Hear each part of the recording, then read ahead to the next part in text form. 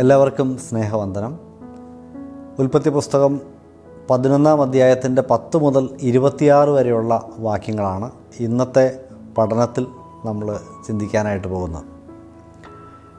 മറ്റൊരു വംശാവലി അല്ലെങ്കിൽ ഒരിക്കൽ കൂടി ഒരു വംശാവലിയുടെ വിവരണമാണ് ഈ വേദഭാഗത്തിൽ നമ്മൾ കാണുന്നത്.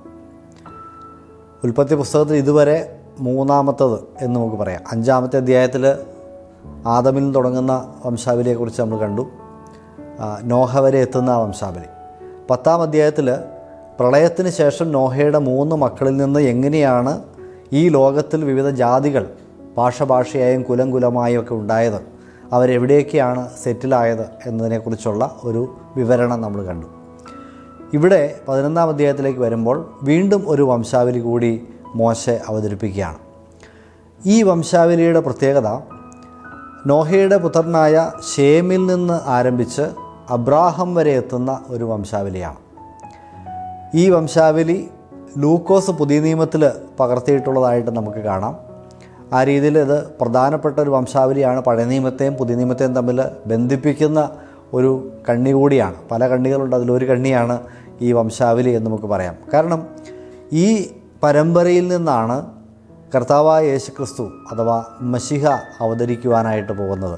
അപ്പോൾ മശിഹായിലേക്ക് എത്തുന്ന ഒരു പരമ്പരയുടെ തുടക്കം അല്ലെങ്കിൽ അതിൻ്റെ പുരോഗതി നമുക്ക് ഈ ഒരു അധ്യായത്തിലെ ഈ വാക്യങ്ങളിൽ നമുക്ക് കാണാനായിട്ട് സാധിക്കുന്നതാണ്. 10-ാം അധ്യായത്തിൽ ദൈവത്തെ വിശ്വസിച്ച അല്ലെങ്കിൽ ദൈവരാജ്യത്തിൽ ഉൾപ്പെടുന്ന ആളുകളുടെ മാത്രം ചരിത്രമല്ല മോശ അവതരിപ്പിച്ചത്.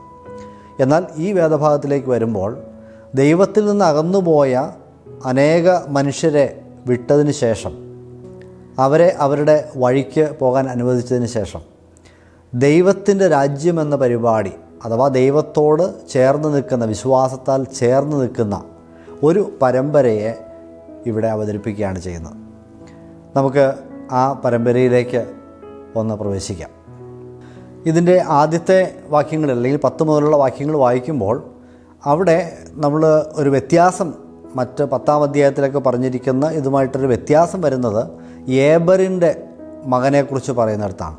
10-ാം അധ്യായത്തിൽ ഏബറിൻ്റെ മകനായ യൊക്താനിൽ നിന്നുത്ഭവിച്ച വംശങ്ങളെക്കുറിച്ചാണ് രേഖപ്പെടുത്തിയിരിക്കുന്നത്. ഏബറിന് 2 മക്കൾ പെലഗും യൊക്താനും. അതിൽ പെലഗിനെക്കുറിച്ച് 10-ാം അധ്യായത്തിൽ കാര്യമായൊന്നും പറയുന്നില്ല, പക്ഷേ യൊക്താനെക്കുറിച്ചാണ് പറയുന്നത്.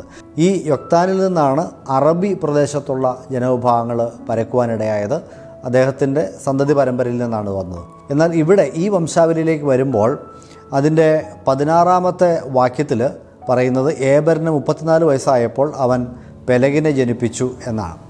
ഈ പെലഗിൽ നിന്നാണ് പിന്നീട് ദൈവ രാജ്യത്തിൻ്റെ പരമ്പര മുമ്പോട്ട് പോകുന്നത്. അതിൽ നിന്നാണ് അബ്രാഹം ജനിക്കാനായിട്ട് പോകുന്നത്. ആ പരമ്പരയിൽ നിന്നാണ് യേശുക്രിസ്തു ജനിക്കാനായിട്ട് പോകുന്നത്. അപ്പോൾ അതുകൊണ്ട് അവിടെ അങ്ങനെ ഒരു വ്യത്യാസം നമുക്ക് കാണാം. ഏബറിൻ്റെ മകനായ പെലഗിലൂടെയാണ് ഈ വംശാവലി തുടർന്നു പോകുന്നത്. മറ്റൊരു കാര്യം കൂടി ഇവിടെ നമുക്ക് നോക്കിയാൽ മനസ്സിലാക്കാം. ഈ 10-ാമത്തെ വാക്യത്തിൽ ശേമിൻ്റെ സന്തതിയെക്കുറിച്ച് പറയുമ്പോൾ 10-ാം അധ്യായത്തിൽ ശേമിൻ്റെ സന്തതികളെക്കുറിച്ചൊന്ന് പറഞ്ഞതാണ്, പക്ഷേ അവിടെ നിന്ന് ലോകത്തിലെ സകല ഭാഗങ്ങളിലേക്ക് എങ്ങനെയാണ് അവർ പരന്നത് എന്ന് പറയുന്നു. വീണ്ടും മോശെ ഈ പ്രളയം സംഭവിച്ചതിന് ശേഷം 2-ാമത്തെ വർഷത്തിലേക്ക് ഒന്ന് മടങ്ങിപ്പോവുകയാണ്. അനേക വർഷങ്ങൾ പുറകിലേക്ക് വീണ്ടും സഞ്ചരിക്കുന്ന ഒരു കാഴ്ചയാണ് കാണുന്നത്. അവിടെ നമ്മൾ കാണുന്നത് ജലപ്രളയത്തിന് പിമ്പ് 2 സംവത്സരം കഴിഞ്ഞ ശേഷം അർപ്പക്ഷാദിനെ ജനിപ്പിച്ചു എന്ന്. അപ്പോൾ ജലപ്രളയത്തിന് ശേഷം 2-ാമത്തെ വർഷത്തിൽ ശേമിനുണ്ടായ മകനായ അർപ്പക്ഷാദിനെക്കുറിച്ച് പറഞ്ഞുകൊണ്ടാണ് വീണ്ടും ഈ വംശാവലിയുടെ വിവരണത്തിലേക്ക് മോശ വരുന്നത് എന്ന് നമുക്ക് ശ്രദ്ധേയമായൊരു കാര്യമാണ്. നമ്മൾ ഈ വംശാവലിയെക്കുറിച്ച് ചിന്തിക്കുമ്പോൾ നമുക്ക് കാണാൻ സാധിക്കുന്നൊരു കാര്യം, മോശയുടെ മനസ്സിൽ ഒരുപക്ഷെ ഈ 9-ാം അധ്യായത്തിൽ രേഖപ്പെടുത്തിയ ഒരു പ്രധാനപ്പെട്ട വിഷയവുമായിട്ട് ഇതിനെ മോശ ബന്ധിപ്പിക്കാൻ ആഗ്രഹിക്കുന്നു എന്നുകൂടിയായിരിക്കും. കാരണം അവിടെ ശേമിൻ്റെ കൂടാരങ്ങളിൽ വസിക്കുന്ന ദൈവത്തെക്കുറിച്ചാണ് പറയുന്നത്. യഹോവ ശേമിൻ്റെ കൂടാരങ്ങളിൽ വസിക്കും. അപ്പോൾ ഈ ശേമിൽ നിന്ന് പുറപ്പെട്ടു വരുന്ന ഒരു സന്തതി പരമ്പരയിലാണ് ദൈവത്തിൻ്റെ വാസം അല്ലെങ്കിൽ ദൈവത്തിൻ്റെ കാര്യപരിപാടി അവരിലൂടെയാണ് മുന്നോട്ട് പോകുന്നത് എന്ന് പ്രത്യേകമായിട്ട് അവതരിപ്പിക്കുവാനായിട്ട് മോശ ആഗ്രഹിക്കുകയാണ്. അപ്പോൾ ദൈവം എങ്ങനെയാണ് തനിക്ക് വസിക്കാനായി ഒരു ജനതയെ ഒരുക്കിയെടുക്കുന്നത് എന്നതിൻ്റെ ചരിത്രം കൂടിയാണ് ഈ പരമ്പരയിൽ പറയാനായിട്ട് ആഗ്രഹിക്കുന്നത്.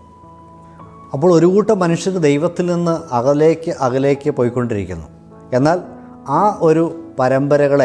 പരമ്പരകളെയൊക്കെ വെറുതെ വിട്ടതിന് ശേഷം അവയുടെ ചിന്തകൾക്കനുസരിച്ച് പുരോഗമിക്കുവാൻ, മുന്നേറുവാൻ ദൈവം വിട്ടതിന് ശേഷം സ്ത്രീയുടെ സന്തതിക്ക് ജനിക്കുവാൻ, ഉൽപ്പത്തി 3-ാം അധ്യായത്തിൻ്റെ 15-ാമത്തെ വാക്യം നമ്മൾ ഓർക്കുന്നുണ്ടാവും. ആ സ്ത്രീയുടെ സന്തതി വരേണ്ടതാകുന്നു. ആ സന്തതിക്ക് ജനിക്കുവാനായി ഒരു ജനതയെ തയ്യാറാക്കേണ്ടത് ആവശ്യമാണ്. അപ്പോൾ അങ്ങനെയാണ് ദൈവം ഈ ശേമിൻ്റെ പരമ്പരയെ ഒരുക്കുന്നത് എന്നും നമുക്കതിനോട് ചേർത്ത് ചിന്തിക്കാൻ സാധിക്കുന്ന കാര്യമാണ്. ഏതാണ്ട് 420 വർഷത്തെ ചരിത്രമാണ് ഈ 10 മുതൽ 26-27 വരെയുള്ള വാക്യങ്ങളിൽ പറയുന്നത്. 420 വർഷങ്ങളിൽ മനുഷ്യരുണ്ടാകുമ്പോൾ മനുഷ്യരുടെ ദൈർഘ്യത്തിന് വരുന്ന മാറ്റവും നമുക്ക് ഈ വിവരണങ്ങളിൽ കാണാനായിട്ട് സാധിക്കും. പ്രളയത്തിന് മുമ്പ് 900, 800, 700 ഒക്കെ വർഷം ജീവിച്ചിരുന്ന മനുഷ്യൻ പ്രളയത്തിന് ശേഷം മനുഷ്യൻ്റെ ആയുസ് ഗണ്യമായിട്ട് കുറയാനായിട്ട് തുടങ്ങി.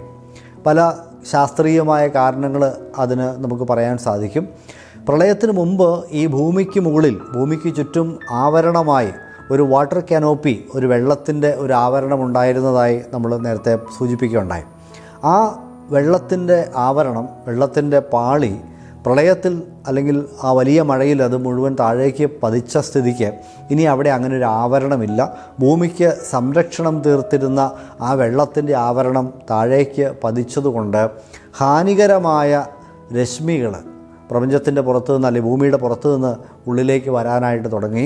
അത് ഭൂമിയുടെ പരിസ്ഥിതിക്ക് വ്യത്യാസം വരുത്താനായിട്ട് തുടങ്ങി.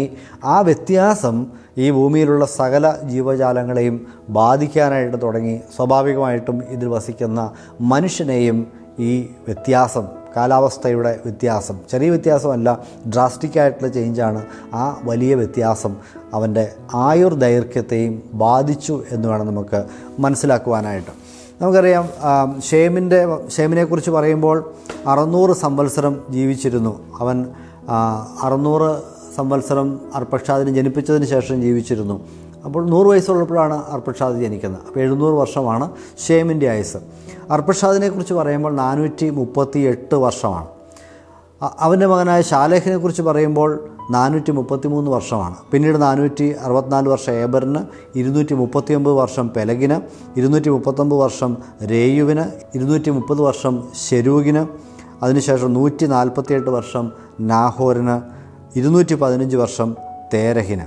അബ്രാഹാം എത്തുമ്പോഴത്തേക്ക് 175 വർഷങ്ങൾ.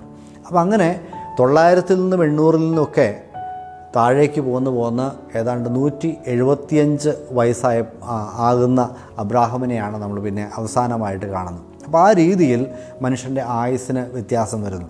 പിന്നീടും കാലങ്ങൾ പുരോഗമിക്കുമ്പോൾ സങ്കീർത്തനങ്ങളിലേക്കൊക്കെ വരുമ്പോൾ നമ്മൾ കാണുന്നത് 70 വർഷം, ഏറെയായാൽ 80 വർഷം എന്ന ഒരു കണക്ക് നമ്മളവിടെ കാണുന്നുണ്ട്. അപ്പോൾ മനുഷ്യൻ്റെ ആയുർദൈർഘ്യം ഭൂമിയിൽ വന്ന വലിയ മാറ്റങ്ങളുടെ പശ്ചാത്തലത്തിൽ കുറഞ്ഞു വരുന്ന കാഴ്ചയും നമുക്ക് ഈ ഒരു വേദഭാഗത്തിൽ കാണാനായിട്ട് സാധിക്കുന്ന ഒരു കാര്യമാണ്. അപ്പോൾ ഞാൻ പറഞ്ഞതുപോലെ ഇവിടെ നമ്മൾ പ്രധാനമായിട്ടും മനസ്സിലാക്കേണ്ടത് ദൈവത്തിൻ്റെ സ്വന്തം ജനം എന്ന നിലയിൽ ദൈവത്തിന് വസിക്കാനായി ഷേമിൻ്റെ കൂടാരങ്ങളെ ഒരുക്കുന്ന ഒരു കാഴ്ചയാണ് നമ്മളിവിടെ കാണുന്നത് എന്ന് പറഞ്ഞുവല്ലോ. മറ്റൊരു രസകരമായ ഒബ്സർവേഷൻ കൂടി പറഞ്ഞ് ഞാൻ ഇന്ന് ഈ ക്ലാസ് അവസാനിപ്പിക്കണമെന്ന് ആഗ്രഹിക്കുകയാണ്. ഈ 10 മുതലുള്ള വാക്യങ്ങളിൽ പറഞ്ഞിരിക്കുന്ന ആളുകളുടെ അവരുടെ ആ ഒരു പിന്തുടർച്ച, ആ പരമ്പര ഒരു ടൈം ലൈനായിട്ട് വരയ്ക്കുകയാണെങ്കിൽ, ഓരോരുത്തരും ജീവിച്ചിരുന്ന എത്ര വർഷമാണെന്നൊക്കെ ഓരോരുത്തരുടെയും ടൈം ലൈൻ നമ്മൾ വരയ്ക്കുകയാണെങ്കിൽ, ഷേം 700 വർഷം ജീവിച്ചു അല്ലേ. നോഹയും പ്രളയത്തിന് ശേഷം ജീവിച്ചു. ഈ അബ്രഹാം ജനിക്കുന്ന സമയമായപ്പോഴേക്കും, അതായത് 420 വർഷങ്ങൾക്ക് ശേഷം, പ്രളയത്തിന് 420 വർഷങ്ങൾക്ക് ശേഷമാണ് അബ്രഹാം ജനിക്കുന്നത്. അപ്പോൾ ആ സമയം നമ്മൾ കണക്ക് കൂട്ടുമ്പോൾ, നോഹയുടെ ആയുസ്സും കണക്ക് കൂട്ടുമ്പോൾ, അബ്രാഹം ജനിക്കുന്ന സമയത്ത് നോഹ ജീവനോടെ ഉണ്ട്. നോഹ മാത്രമല്ല, ഈ അർപ്പക്ഷാദും അതുപോലെയുള്ള പിതാക്കന്മാരും ഒക്കെ ജീവനോടിരിക്കുന്ന കാലത്താണ് അബ്രഹാം ജനിക്കുന്നത്. ഇവർ എല്ലാം ഒരു സ്ഥലത്തായിരുന്നു എന്നുള്ള കാര്യത്തെക്കുറിച്ച് നമുക്ക് നിശ്ചയമില്ല. എങ്കിലും ഒരു വിദൂരമായ സാധ്യത നമുക്ക് തള്ളിക്കളയാനായിട്ട് സാധിക്കില്ല. അബ്രഹാം നേരിട്ട് ഈ നോഹ അപ്പൂപ്പനെ കണ്ടിട്ടുണ്ടാവാം. നോഹയിൽ നിന്ന് പ്രളയത്തിൻ്റെ ആ ചരിത്രങ്ങളൊക്കെ ഇദ്ദേഹം നേരിട്ട് കേട്ടിട്ടുണ്ടാവാനായിട്ടുള്ള സാധ്യതയുണ്ട്. അബ്രാഹാമിന് ഏതാണ്ട് ഒരു 30 വയസ്സായപ്പോഴായിരിക്കണം കാലത്തിൻ്റെ കണക്കനുസരിച്ച് നോഹ മരിക്കുന്നത്. അപ്പോൾ ആ ഒരു സമയത്ത് ഒക്കെ ഇവർ തമ്മിലൊക്കെയുള്ള ബന്ധങ്ങളും ഒക്കെ ഉണ്ടായിരിക്കാൻ സാധ്യതയുണ്ട് എന്നതും ഒരു രസകരമായ ഇൻട്രസ്റ്റിംഗ് ആയിട്ടുള്ളൊരു ഒബ്സർവേഷനാണ്. ഇന്നത്തെ ഈ പഠനം നമ്മളിവിടെ അവസാനിപ്പിക്കുകയാണ്. നിങ്ങൾക്കിത് അനുഗ്രഹമായി എന്ന് കരുതുന്നു. ദൈവം നമ്മളെല്ലാവരെയും അനുഗ്രഹിക്കുമാറാകട്ടെ.